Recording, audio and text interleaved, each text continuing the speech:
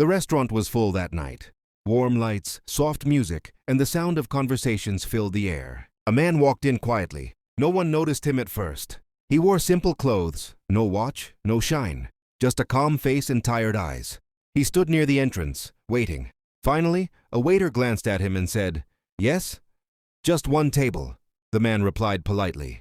The waiter sighed, scanned the room, then pointed to a small table near the back. "Over there," no smile. "No welcome," the man nodded and sat down. Minutes passed. Other guests were greeted warmly. Water arrived quickly. Menus were explained with care. At his table, nothing. When the waiter finally came, he placed the menu down without a word and walked away. The man didn't complain. He had learned long ago that silence was sometimes stronger than anger. As he waited, memories filled his mind. There was a time when he couldn't even afford to look at a restaurant like this. Years of struggle, long nights, failed attempts, quiet sacrifices no one ever saw. When the food arrived, it was barely warm. Still, he said nothing.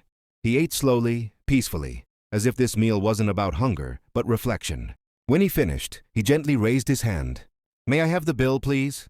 The waiter dropped it on the table and turned to leave. The man opened it, took out his card, and placed it neatly inside. A few moments later, everything changed. The waiter came back, pale, confused. He whispered something to the manager. The manager's face went still.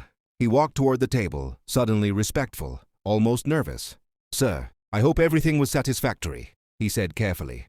The man looked up, surprised by the sudden change in tone. "Yes," he replied calmly. The manager hesitated, then said, "Sir, we didn't realize who you were." The truth had come out. This quiet guest wasn't just a customer. He was one of the people who had helped fund the restaurant years ago, when no one else believed in it. The man stood up, thanked the manager, and picked up his coat. Before leaving, he said softly, "I didn't come here to be recognized. I came to see how people are treated when no one thinks they matter." He left a generous tip, and one final line written on the receipt. Kindness should be standard, not a reaction to status. The door closed behind him. Inside the restaurant, the silence spoke louder than words. Life lesson. The way you treat people when you gain nothing from them reveals who you truly are. Mind Pathway, short stories with deep life lessons. Question: would you judge first or ask first? Like, share, turn on subscribe notifications.